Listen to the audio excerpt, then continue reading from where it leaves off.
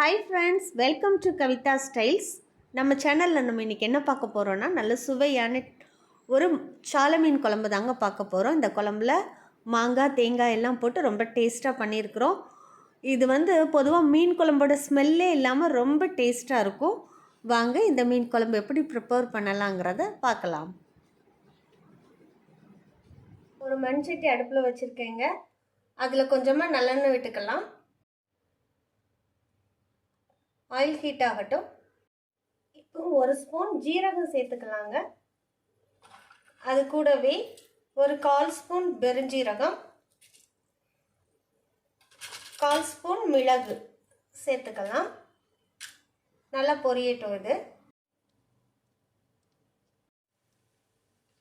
இப்போ ஒரு பூண்டு நல்லா தொளி உரிச்சு வச்சிருக்கிறேங்க. அந்த பூண்டு பற்கள் எல்லாம் இதில் சேர்த்துக்கலாம். இதையும் நல்லா வதக்கிடலாம்.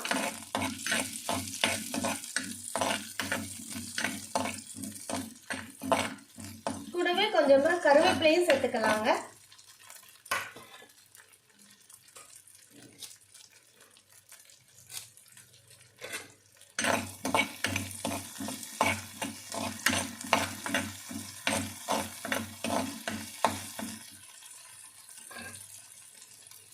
இப்போ இது கூட 100 கிராம் சின்ன வெங்காயம் தொளி உரிச்சு வச்சிருக்கேன். அதையும் சேர்த்துடலாம்.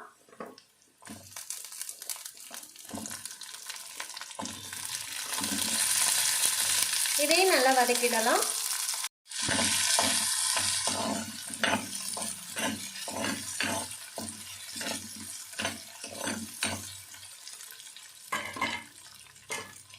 கண்ணாடி பதம் வதங்கினா போதும். இது கூட 3 தக்காளி கட் பண்ணி வச்சிருக்கிறேங்க. அதையும் சேர்த்துடலாம்.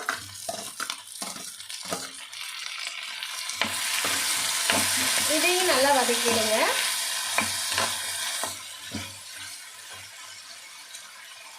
இப்போ தக்காளியும் நல்லா வதங்கிடுச்சுங்க.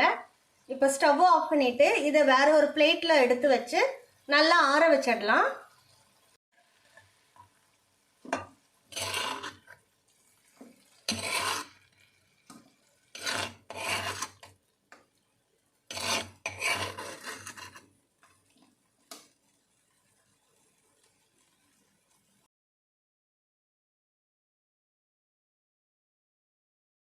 இப்போ நல்லா இது ஆறிடுச்சுங்க. இதை இப்போ மிக்சியில் போட்டு நல்லா பேஸ்ட் போல் அரைச்சி எடுத்துக்கலாம். இப்போ நல்லா அரைச்சி எடுத்துகிட்டு வந்துட்டேங்க. ஒரு சொட்டு கூட தண்ணி சேர்க்கல, அப்படியே அரைச்சி எடுத்துருக்கேன். இது மாதிரி நீங்களும் அரைச்சி எடுத்துக்கோங்க. 1/4 மூடி தேங்காய் எடுத்து நல்லா அரைச்சி வச்சுருக்குறேங்க. வாங்க இனி குழம்பு எப்படி செய்யலாங்கிறத பார்க்கலாம். இப்போ சட்டி அடுப்பில் வச்சுருக்கேங்க. அது நல்லா ஹீட் ஆகட்டும். சட்டி நல்லா சூடான பிறகு எண்ணெய் சேர்த்துக்கலாம். நல்லெண்ணெய் சேர்த்துக்கலாங்க. நல்லா ஒரு 2 குழிக்கரண்டி அளவு விட்டுக்கோங்க. 1/4 ஸ்பூன் கடுகு உளுத்தம்பருப்பு போட்டுக்கலாம். இது கூடவே கொஞ்சம் வெந்தயமும் சேர்த்துக்கோங்க. கடுகு வெந்தயம் நல்லா வெடிச்சிருச்சுங்க. இப்போ கொஞ்சமா வெங்காயம் கட் பண்ணி வச்சிருக்கேன், அதை இதோட சேர்த்துடலாம்.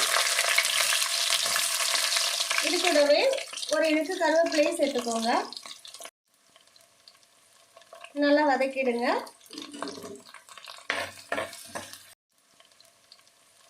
நல்லா வதக்கிடுங்க.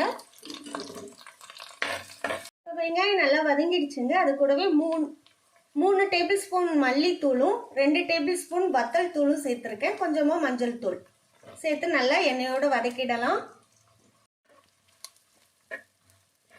தீய சிம்ல வச்சு வதக்குங்க.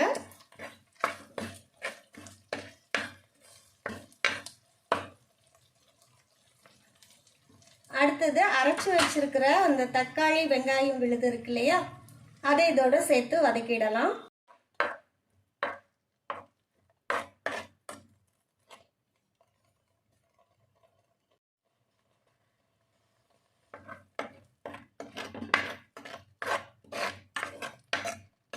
இந்த அளவுக்கு வதக்கிடலாங்க.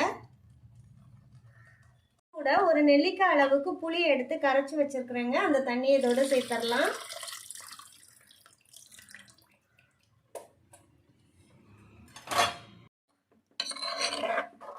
இதை நல்லா கலந்து விட்டு ஒரு கொதி வர வைக்கலாம்.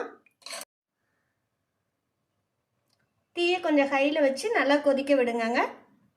இப்போ நல்லா கொதிச்சிடுச்சுங்க. இது கூட அரைச்சி வச்சிருக்க தேங்காய் இருக்குல்ல, அந்த தேங்காய் விழுது கூட தேவையான அளவு தண்ணீர் சேர்த்து கலந்து இதோட விட்டுருங்க. நான் வந்து ஒரு டம்ளர் தண்ணி சேர்த்து ஊற்றுறேங்கிற. இந்த அளவுக்கு தண்ணி சேர்த்துக்கலாம். இப்போ குழம்புக்கு தேவையான உப்பும் சேர்த்துக்கலாங்க. இப்போ உப்பெல்லாம் போட்டதுக்கு அப்புறமா திரும்பவும் குழம்பு நல்லா கொதிக்க ஆரம்பிச்சிடுச்சுங்க. இப்போ இதில் மீனை சேர்த்துடலாம். நான் 8 சால மீன் எடுத்திருக்கேன், அதை இதில் சேர்த்துடலாம். இப்போ தாங்க மீன் குழம்புக்கு அதிக ருசி கொடுக்கக்கூடிய ஒரு ஹைலைட்டான விஷயம் வருது. அதுதான் மாங்காய். கொஞ்சம் கூட புளிப்பே இல்லாத மாங்காய் துண்டுகள் 4 நான் சேர்த்துருக்குறேன். நீங்கள் போடுற மாங்காயில் புளிப்பு இருந்துச்சுன்னா புளியை கொஞ்சமாக ஊற்றுங்க, கொஞ்சம் கம்மி பண்ணிக்கோங்க. ஓகேங்களா? இந்த மாங்காய் சேர்க்கும்போது மீன் குழம்பு வந்து ரொம்ப டேஸ்ட்டாக இருக்கும். ஒரு தடவை இந்த மாதிரி சமைச்சு பாருங்கள், உங்களுக்கே ரொம்ப பிடிக்கும். குழம்புக்கு தேவையான உப்பு காரம்லாம் கரெக்டாக இருக்கான்னு செக் பண்ணிவிட்டு அப்படியே சிம்மில் போட்டு நீங்கள் எண்ணெய் தெளிகிற வரைக்கும் வச்சுருங்க. பாருங்கள் ஃப்ரெண்ட்ஸ், ரொம்பவே டேஸ்டான சுவையான நல்ல ஒரு சால மீன் குழம்பு ரெடி ஆயிடுச்சு. இந்த மாதிரி நல்லா எண்ணெய் தெளிஞ்சு வந்தோடனே இறக்கிடுங்க.